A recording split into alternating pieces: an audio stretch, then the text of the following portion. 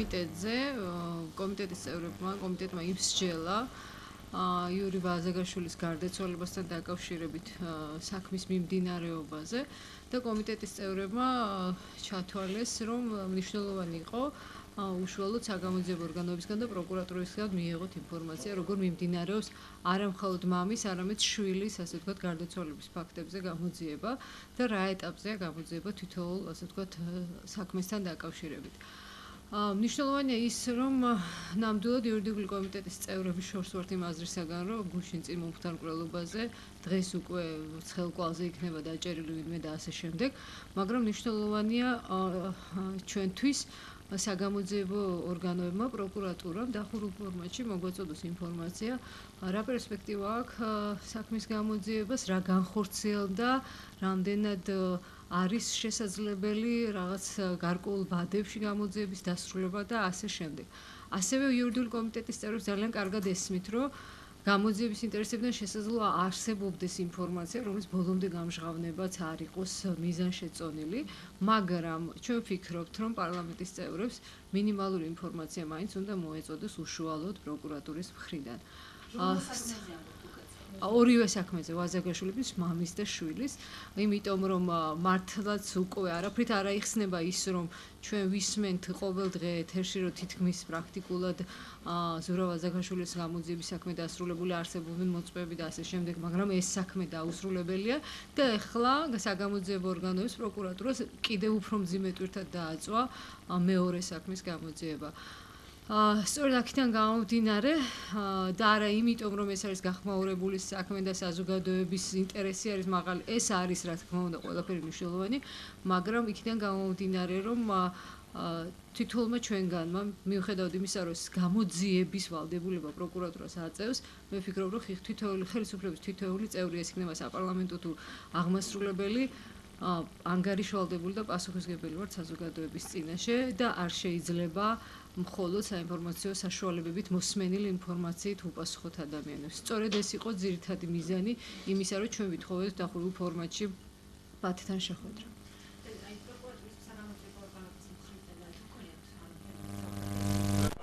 საუბარს მოხდა საპოზიციო. ჩვენ არ ქონდა მათთან საუბარი. ამის შემდეგ იურიდიული კომიტეტის თავმჯდომარე ბატონი ვახტანგ ხმალაძე უნდა დაკავშირებოდა შესაბამის უწყებებს და მათთან უნდა მოეხდინა კონკრეტული დღის და თარიღის შესახებ და მე ვფიქრობ, რომ შეთანხმდება და გაირკვევა ეს. არა, ზუსტად ვერ გეტყვით, იმიტომ რომ კომიტეტიდან რო წამოვიდით, მე უკვე საუბარი ამაზე არ ქონია, მაგრამ ახლა ბატონი ვახტანგი ამას ნამდვილად გააკეთებს.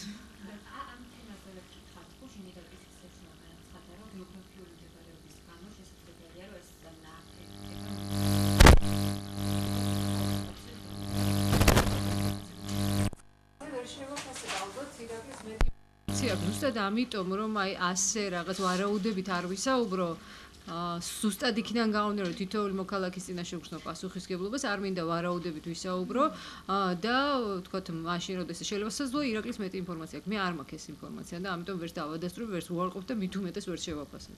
მერწმუნეთ, მე რო არ ვიყო პარლამენტში, მეც გამოვიდოდი მოქალაქეებთან ერთად და მოვითხოვდი უსწრაფესად და დროულ გამოძიებას ამ ყველაფრის, მაგრამ ეს არ ნიშნავს იმას, რომ ასეთი ადამიანები ცალსახად უკვე დესტაბილიზაციისკენ და არეულობისკენ მოუწოდებენ.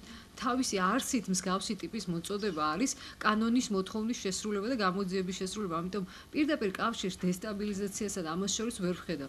ნუ შესაძლოა გამოჩნდნენ ადამიანები, რომლებმაც ბოროტად შეიძლება ისარგებლონ ამ მომხდარი ფაქტით და არაინტერესებდათ არც გარდაცვლილი, არც წესიერად გამოძიება და ასე შემდეგ და ასეთებიც არსებობენ, მაგრამ მე არ მინდა ეს ახლა ამ წუთას წარმოვიდგინო, მაგრამ ის ადამიანები, ვინც აპროტესტებდნენ და ვინც გამოვიდა კომენტარებით და მოითხოვს გამოძიებას, მე ვთვლი, რომ ისინი გულწრფელად ითხოვენ ამას, იმიტომ რომ ეს ხალხი ყოველთვის, ვთქვათ, ამ საქმიანობით იყო დაკავებული, ისინი იდგნენ ვაზაგაშვილების ოჯახის გვერდით და ამიტომ არავითარ მე არ ვფიქრობ, რომ ეს დესტაბილიზაციის, ასე ვთქვათ, წინაპირობაა ქვეყანაში.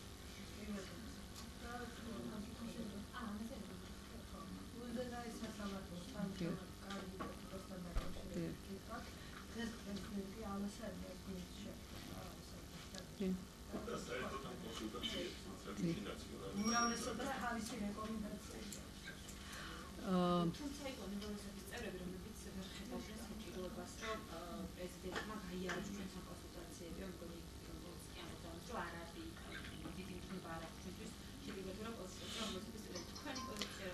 მე მომწონს ის აზრთა მრავალფეროვნება, რაც გვაქვს ქვეყანაში, ანუ ყველა ერთ ჭკუაზე არა ვართ, ეს არის ყველაზე მნიშვნელოვანი, მაგრამ უპირველეს ყოვლისა ძალიან დასაფასებელი და მისასალმებელია ის ფაქტი, რომ პრეზიდენტი ყველა აქტორს ეკითხება თავის აზრს.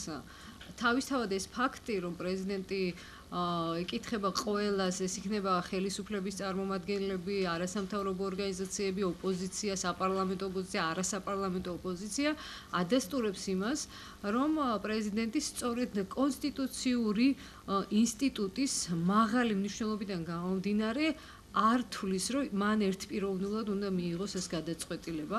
პრეზიდენტი როგორც სახელმწიფოს მეთაური და კონსტიტუციური ორგანო სწორედ აი ამ კონსტიტუციური უფლებამოსილების ფარგლებში მისი მაღალი მნიშვნელობიდან გამომდინარე გადის ყველასთან კონსულტაციას. ბუნებრივია, ხა კონსტიტუციაში ყველაფერი არ ჩაიწერება და არ ჩაიწერება, ვერ ჩაიწერება, რომ პრეზიდენტმა ეს კონსტიტუციები უნდა გაიაროს, მაგრამ საქმე იმაშია, რომ ზუსტად იქიდან გამომდინარე, რომ ეს არის მესამე ხელისუფლების მეთაურის არჩევის პროცესი და მას უმნიშვნელოვანესი როლი აქვს არა მხოლოდ სასამართლოს დამოუკიდებლობისათვის, არამედ ქვეყნის დემოკრატიული განვითარებისათვის.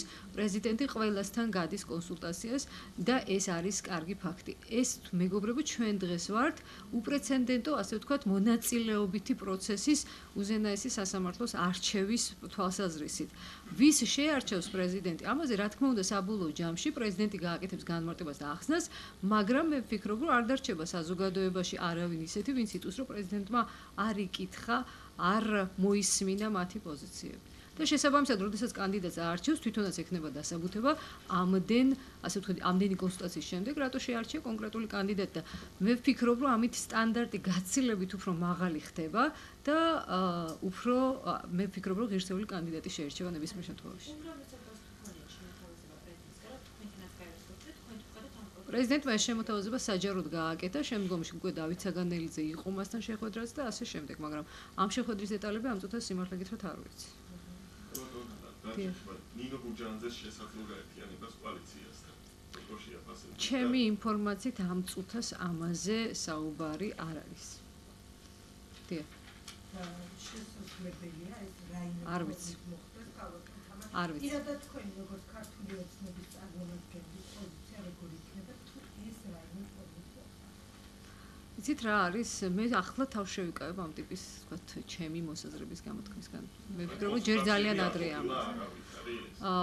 მე ვერ დავადასტურებ, იმიტომ რომ მე არ ვარ პარტიის პოლიტსაბჭოში, შეიძლება პოლიტსაბჭოს რომელიმე, მაგრამ მე ვერაფერს ვერ დავადასტურებ ამ წუთას და როცა იქნება, მაშინ გავაკეთებ ჩემ შეფასებას. ეს არ არის ესე მარტივად გასაკეთებელი, კოალიცია ყოველთვის ურთიერთვალდებულებებს გულისხმობს პარტიებს შორის, ურთიერთუფლებამოვალეობებს და ამიტომ ეხლა მე ვფიქრობ, რომ ძალიან ადრეა ამაზე საუბარი. და შეფასებების გაკეთება. დიახ.